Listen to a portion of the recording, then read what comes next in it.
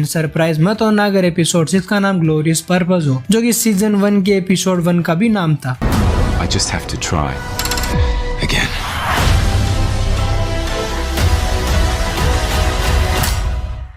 लोकी episode 6। इस episode ने सबकी फैन थ्योरी, सारी बातें, इस एपिसोड में क्या होगा वो होगा, इवन मेरी प्रेडिक्शन की भी धत्तेरी मांगे चुत बोल के भगा दिया, क्योंकि एपिसोड जितना हम सिंपल समझ रहे थे उतना ही ज्यादा कॉम्प्लेक्स और इसमें डायनामिक्स निकली। ये एपिसोड आपको वॉट इफ के एपिसोड 4 की याद दिलाएगा, क्योंकि वॉट इफ के एपिसोड 4 में जैसे डॉक्टर स्ट्रेंज ने अपने प्यार को बचाने की कसम लगा हुआ था, पूरी कोशिश कर रहा था कि किसी तरह बस इस इंसान को बचा लूं, बट एक बेस्ट एवेंजर और एक अच्छा डॉक्टर होने के बावजूद भी वो उसे बचा नहीं पाता एंड इसी कोशिश में वो पूरी यूनिवर्स को तबाह कर देता है। वैसे लोकी एपिसोड 6 में बार बार कोशिश करता है किसी तरह इन सबको बचा ले। लोकी हजारों बार कोशिश करता है कि टेम्पल रूम को फटने से बचाने में। इवन लोकी जब भी ये पता चलता है कि उन सब ने थोड़ी देर कर दी थी थ्रूपुट मल्टीप्लायर को बनाने में, तो लोकी सेंचुरीज बता देता है क्वांटम फिजिक्स, मैकेनिक्स, इन सब की वर्किंग सीखने में, ताकि वो मल्टीप्लायर को जल्दी बना सके। एंड देखो काफी लोगों को मन में क्वेश्चन आया होगा कि लोकी के पास तो काफी कम टाइम था, टाइम तो चल ही रहा था, तो लोकी के पास सेंचुरीज का टाइम कहाँ से आ गया?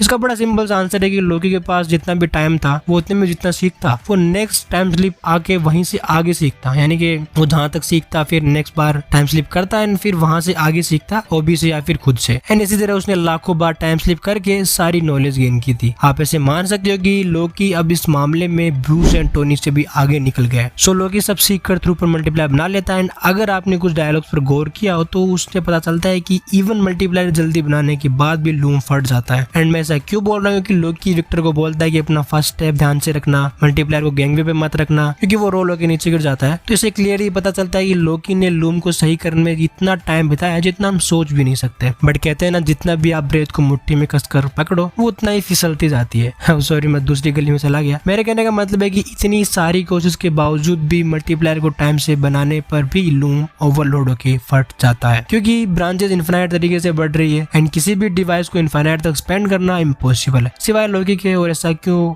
आपको पता है, बाकी हम आगे बात करेंगे। फिर लोकी वही काम करता है जिसके बारे में सबने सोचा होगा जब लोकी टाइम स्लिप पे कंट्रोल कर लेता है, यानी कि रीजन को चेंज करना, उसी गलती को सही करना जिसकी वजह से सब कुछ शुरू हुआ, मतलब सिल्वी को ही रिमेंस को मारने से रोकना। बट जैसा कि मैंने पहले ही कहा था कि जितना हमने इस एपिसोड को सिंपल समझा है उतना ही कॉम्प्लेक्स है। मींस कि वहां भी लोकी लाखों बार कोशिश करता है सिल्वी को रोकने की, बट वो उसे रोक नहीं पाता। सिल्वी बार बार ही रिमेंस को मार देती है और बोलती रहती है कि मुझे रोकने के लिए मुझे मारना होगा, और 1 मिनट के लगा कि लोकी सिल्वी को मार देगा एंड ये एपिसोड इसी तरह आगे बढ़ेगा। बट कहानी मजेदार तब हो जाती है जब ह्यू रिमेंस लोकी को अचानक बोलता है कि तुम ये कब से कर रहे हो, और हमें पता चलता है कि सीजन 1 में एक पॉइंट के बाद उसे कुछ ना पता होना वाली बात सब कुछ झूठ था। उसे लोकी की टाइम स्लिप, विक्टर टाइम ली, लोकी का बार बार सब कुछ सही करना, लूम का ओवरलोड होना, इन सब बातों का ह्यू रिमेंस को पहले ही पता था। और वो लोकी को बोलता है कि क्यों ना 1-2 बार और तुम ट्राई कर लो, शायद तुम सब कुछ समझ जाओ। बट मैं आपको बताऊं तो कहानी मजेदार से और ज्यादा मजेदार तब हो जाती है जब पता चलता है कि लोकी और ह्यू रिमेंस कन्वर्सेशन ये पहली बार नहीं हो रही है और लोकी बिना टेम्पेड के टाइम को रोक सकता है। जहाँ एक और इंटरेस्टिंग बात पता चलती है कि ह्यू रिमेंस अपने वेरिएंट ना बनने की जो बुलशिट बताई थी वो भी झूठी थी, क्योंकि वो बोलता है कि उसके वेरिएंट्स पहले ही बने रखे हैं और वो एग्जिस्ट करते हैं, जो कि मेक सेंस करता है क्वांटम मीनिया की पर्सपेक्टिव से, बट मल्टीवर्स के पर्सपेक्टिव से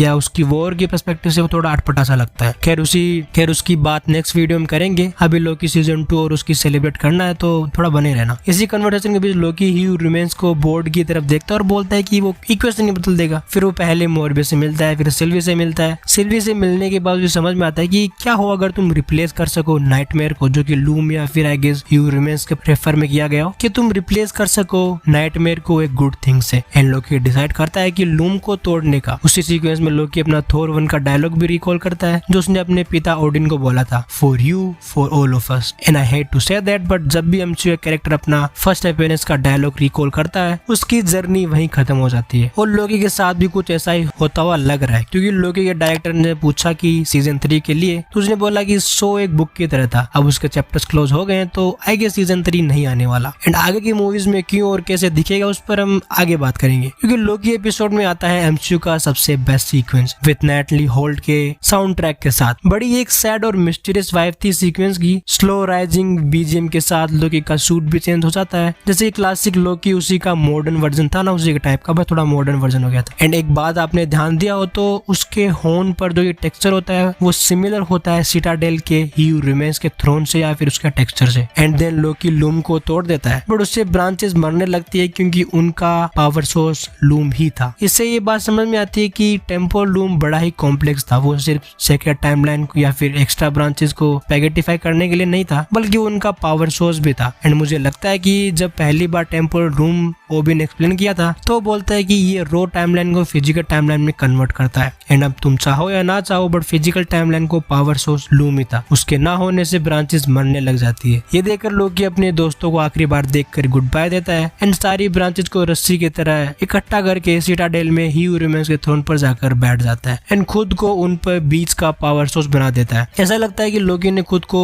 एक अलाइव टेम्पल लूम बना दिया है। लेकिन जब कैमरा जूम आउट होता है तब हमें पता चलता है कि वो लूम नहीं बल्कि एक ट्री है, जैसा कि नॉर्थ मैथोलॉजी में होता है, जो कि 9 लैम्प्स को जोड़ के रखता है और उन्हें प्रोटेक्ट करता है। फिर हम टीवी की सीन को देखते हैं जहाँ मॉनिटर पर अब टाइमलाइन की जगह ट्री आ गया है एंड हमने जो क्वांटमिनियम में कैंग देखा था उसका भी हिंट है, क्योंकि अब टीवी ने प्रून करने वाला तो कुछ है नहीं, तो वो सारे कैंग के वेरिएंट्स पे नजर रखे हुए हैं। एंड देखो लोग अब स्पाइडरमैन, मैडम वेब या फिर गेम ऑफ थ्रोन्स में जो थर्ड आई वाला जो क्रो होता है ना, उसे या फिर वॉचर की तरह बन गया है। वो सब कुछ देख सकता है और सब कुछ सुन सकता है। एंड भाई लोग तुम एमसीयू में एक्समैन, फैंटास्टिक फोर या फिर डेडपुल को एंजॉय करते हुए याद रखना कि the god who don't wanna be alone now is alone out there. And देखो भाई लोग लोकी एपिसोड को देखने के बाद मैं दी मार्वल्स तो नहीं देख सकता। रीजन आपको पता है, देखो मैं देख नहीं सकता इतना परफेक्ट एपिसोड के बाद फिर से वन लाइनर जोक मारकर अपने आप को कूल समझने वाले कैरेक्टर्स को मैं बिल्कुल भी नहीं देख सकता। बाकी देखो मिलते हैं अब तो लोकी के बाद क्या ही है मिलने को, फिर भी मिलते हैं हम किसी नए वीडियो में किसी नए टॉपिक के साथ। तब तक के लिए बाय।